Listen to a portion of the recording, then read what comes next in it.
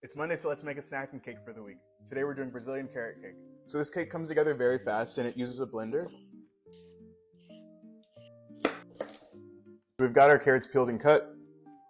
Next I'll add in a neutral oil, some room temperature eggs, some granulated sugar, and then a splash of vanilla. So now we're going to blend this until it's smooth. For our dry ingredients I have some flour, some baking powder, and then some salt. And then we'll go through the process again of mixing it all until it's smooth. And just to ensure things mix properly, I'm just going to use a spatula and get to the very bottom.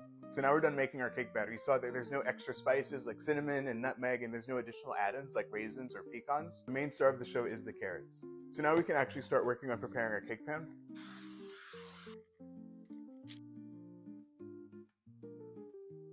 Alright, so now that the cake batter's been added, we can add this to the oven at 350 for about 30 to 35 minutes, but of course we'll test it with a cake tester too. The cake was in the oven for 35 minutes, and using a cake tester, it comes out clean. Now we'll remove it from the pan to let it continue cooling.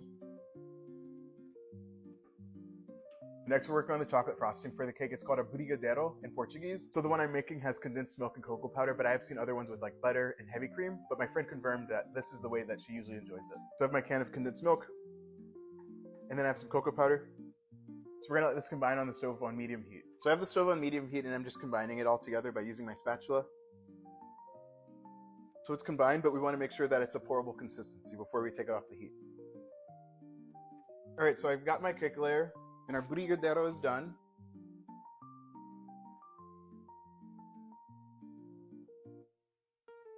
For a finishing touch, I'll add some sprinkles. And now for the best part, I get to eat a slice.